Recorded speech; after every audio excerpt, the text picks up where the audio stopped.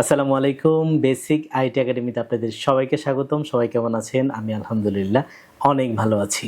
আপনার কি একটি প্রফেশনাল বিজনেস কার্ড দরকার কিন্তু গ্রাফিক ডিজাইন জানেন না? আজ আমি আপনাদের দেখাবো কিভাবে কোনো গ্রাফিক ডিজাইনের সাহায্য ছাড়াই মাত্র 5 মিনিটে ক্যানভা ব্যবহার করে আপনার স্মার্টফোন বা পিসি দিয়ে প্রফেশনাল বিজনেস কার্ড তৈরি করবেন। ভিডিও শুরু থেকে শেষ পর্যন্ত আমি আশিক জুনাইদ রয়েছি আপনাদের সাথে। চলুন আজকে নতুন ভিডিওটি শুরু করি। সহজে বিজনেস কার্ড বানানোর জন্য আমি চলে আসলাম গুগলে এবং এই সার্চ অপশন লিখে দিব ক্যানভা। ক্যানভা লিখে কিবোর্ডের এন্টার একটা ক্লিক করে দিচ্ছি। ক্লিক করার সাথে সাথে ক্যানভার ওয়েবসাইটের লিঙ্ক আমার সামনে চলে আসলো। আমি একটা ক্লিক করে দিই। ক্লিক করার সাথে সাথে আমি চলে আসলাম ক্যানভাতে এবং শুরুতেই জিমেইল দিয়ে আমাকে সাইন আপ করে নিতে হবে। আমার সাইন আপ করা শেষ। আমি এখান থেকে চলে যাব টেমপ্লেটে। এই হচ্ছে টেমপ্লেট। এটা কিন্তু মাঝে মাঝে চেঞ্জ হতে পারে, কখনো উপরে কখনো সামনে।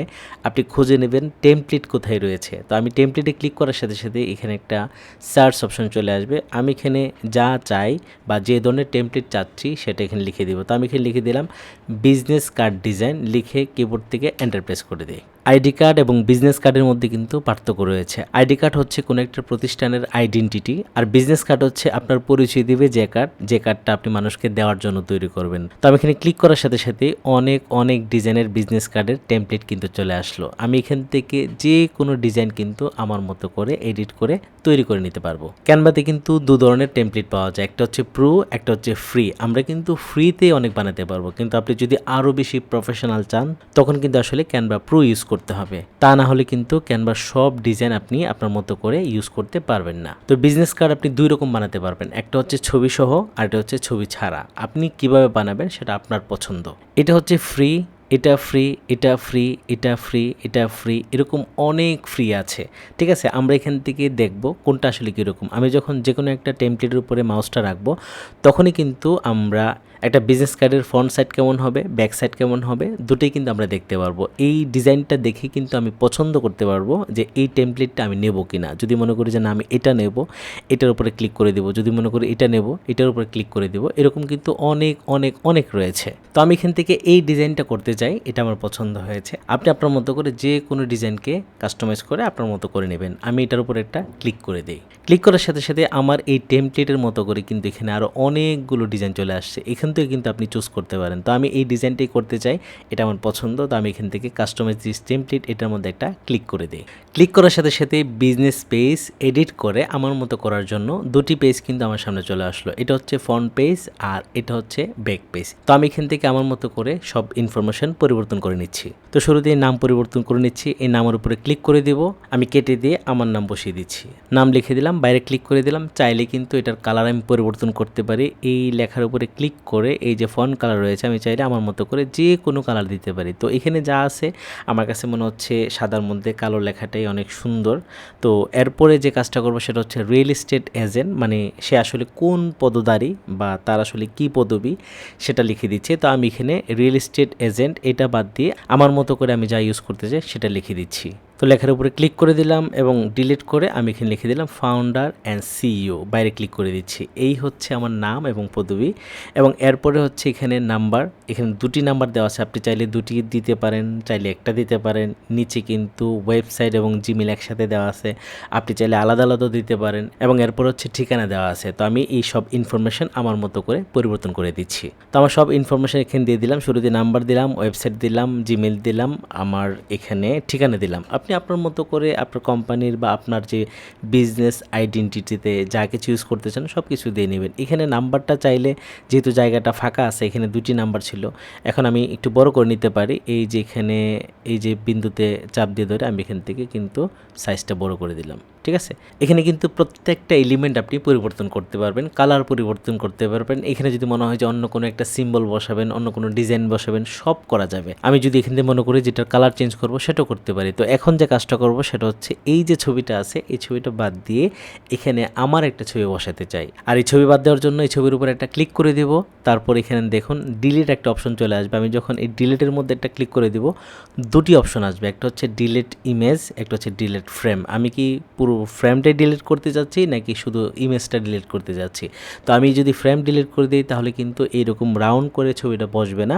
তো আমি এখান থেকে শুধুমাত্র ডিলিট ইমেজ মানে ছবিটা বাদ দিতে চাই। এখন দেখুন ফ্রেমটা কিন্তু রয়েছে। এই ফ্রেম থাকাতে সুবিধা হবে কি, আমি যে কোনো ছবি এখানে দেওয়ার সাথে সাথে এই রাউন্ডের ভিতরে চমৎকার করে বসে যাবে। দেখুন কি করি, এখন ছবি অ্যাড করতে চাই। ছবি অ্যাড করার জন্য এই যে আপলোড অপশন রয়েছে, আমি এখানে চলে যাব এবং আমি যদি মনে করি আমার কম্পিউটার বা ল্যাপটপ থেকে ছবি নেব সেটাও করতে পারি। আর যদি এখানে আপলোড থাকে তাহলে তো কোনো কথাই নেই। তো আমি এখান থেকে এই যে আপলোড ফাইল এখানে একটা ক্লিক করে দেব। ক্লিক করে আমার কম্পিউটারের যে জায়গায় আমার ছবি আছে ওখান থেকে আমি একটা ছবি চুজ করে দেব। তো আমার কম্পিউটার অনেকগুলো ছবি আছে, এখান থেকে এই ছবিটা নিতে চাই। যে ছবিটা নিতে চাই সেটাতে সিলেক্ট করে এই ওপেনের মধ্যে একটা ক্লিক করে দিই। ক্লিক করার সাথে সাথে এই ছবিটা কিন্তু ক্যানভার মধ্যে আপলোড হচ্ছে। আপলোড হওয়ার পর এই ছবির মধ্যে আমি একটা ক্লিক করে দিব। ক্লিক করার সাথে সাথে এই ছবিটা কিন্তু ক্যানভার উপরে চলে আসলো। আমি জাস্ট এই ছবিটাকে ধরে টান দিয়ে এই ফ্রেমের উপরে নিয়ে যাব। ছবি কিন্তু বসে গেল। এখন আমি চাইলে এই ছবিটাকে আর একটু ছোটো বড়ো করতে পারি। কীরকম, এই ছবির উপরে যদি আমি ডাবল ক্লিক করে দিই তখন দেখুন ছবিটা কিন্তু সিলেক্ট হলো। এখন যদি আমি এখান থেকে একটু টান দিয়ে ছোট বড় করি, এরকম কতটুকু রাখবো সেটা আমার মতো করে সাইজ করে দেবো। আমি আরেকটু বড় করি। আর নিশ্চয়ই আমি যেহেতু বিজনেস কার্ডে আমার ছবিটা ইউজ করছি, একটু সুন্দর ছবি ইউজ করার চেষ্টা করবেন। আমি কিন্তু একটা ছবি দিয়ে দিলাম আর কি। আপনি আপনার মতো করে যে কোনো ছবি এখানে বসাতে পারেন, ঠিক আছে। আমি যদি মনে করি যে এখন যে স্টাইলে রাখলাম বা যে পজিশনে রাখলাম সেটা ঠিক আছে, তখন আমি বাইরে ক্লিক করে দিব। দেখুন এখন কিন্তু চমৎকার করে বসে গেলো। এখানে কিন্তু আমি ছবিটাকে এডিটও করতে পারবো, কালার পরিবর্তন করতে পারবো, বিভিন্নভাবে কিন্তু ছবিটাকে রেডি করতে পারবো, ঠিক আছে। তো আমার বিজনেস কার্ডের ফ্রন্ট পেজের কাজ কিন্তু শেষ। এখন আমরা ব্যাক পেজের কাজ করতে চাই। আমি এখান থেকে এই যে নিচে ব্যাক পেজ একটা ক্লিক করে দিলাম। এই হচ্ছে ব্যাক পেজ। এখানে আসলে তেমন কোনো কাজ নাই, এখানে অন্য একটা লোগো বা নাম দেওয়া আছে। আমি যেহেতু আমার বিজনেসের পারপাসে এই কার্ডটা বানাচ্ছি, তো এখানে আমার লোগো এবং আমার কোম্পানির নাম দিয়ে দেবো।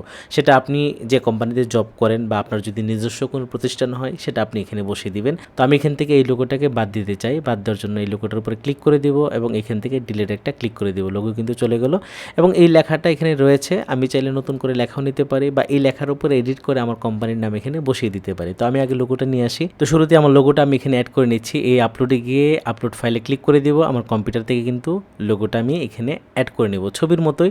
তো আমার এখানে কিন্তু লোগোটা অ্যাড করাই আছে। আমি এই লোগোর উপর একটা ক্লিক করে দিই। ক্লিক করার সাথে সাথে এই লোগো কিন্তু চলে আসলো। এখন আমি এই লোগোটাকে যে জায়গায় বসাতে চাই, যে সাইজ করে বসাতে চাই সেটা আমি এখান থেকে সেট করে দেব। আমি এখান থেকে এটাকে যদি এই সাইজ রাখতে চাই, এই যে এখানে মানে যেখানে ছিল এখানেই রেখে দিলাম। যদি মনে হয় যে আপনি এখানে বসাবেন সেটাও করতে পারেন, যদি মনে হয় যে আপনি আরও মাঝখানে বসাবেন সেটাও করতে পারেন। তো আমি এখানেই রাখি, যেভাবে ছিল সেভাবে রাখি। তারপরে এখানে আমি নাম দিয়ে দিব, বেসিক আইটি লিখে দিলাম। তো এখানে আসলে জায়গা ছোটোর কারণে লেখাগুলো উপরে নিচে হয়ে গেল। আমি এখান থেকে এই যে সাইডে চাপ দিয়ে ধরে বড় করে দিব, ঠিক আছে। এই যে এখান থেকে বড় করে দিলাম।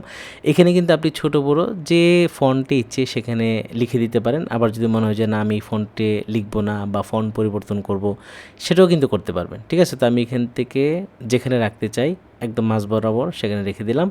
এই যে বেসিক আইটি একাডেমি খুব চমৎকার করে কিন্তু বসে গেলো। এখানে চাইলে আপনি আরও কিছু অ্যাড করতে পারেন। যদি মনে করেন বেসিক আইটি একাডেমির নিচে কোনো একটা স্লোগান বসাতে চান সেটাও করতে পারেন। তো আমি এখানে আর কিছু করতে চাই না, যেভাবে ছিল স্মার্টভাবে রাখতে চাই। তো এটা হচ্ছে আমার বিজনেস কার্ডের ব্যাক পেজ আর এটা হচ্ছে ফ্রন্ট পেজ। এখন এটাকে আমরা ডাউনলোড করব।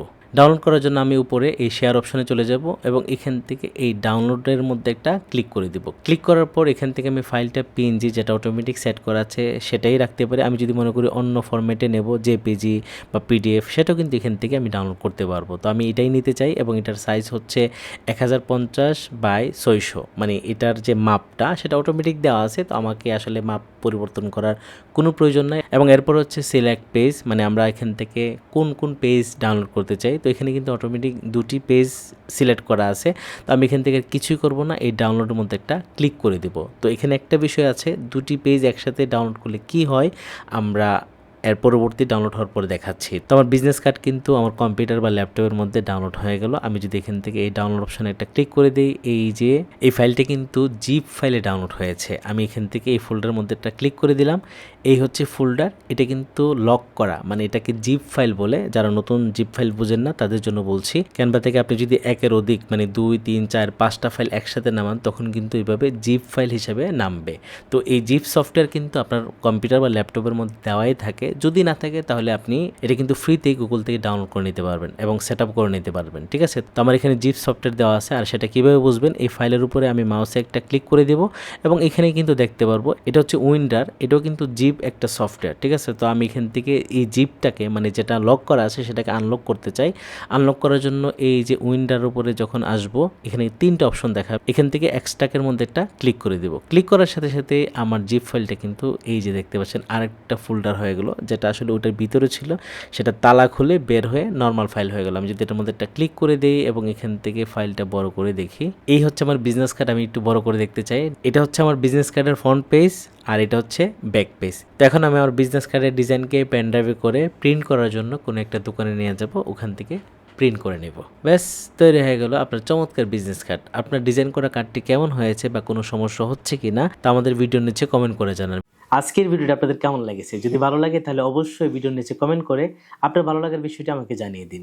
আজকে পর্যন্ত, দেখা হচ্ছে আমাদের পরবর্তী নতুন কোনো ভিডিওতে। ভালো থাকবেন সবাই, আল্লাহ হাফেজ।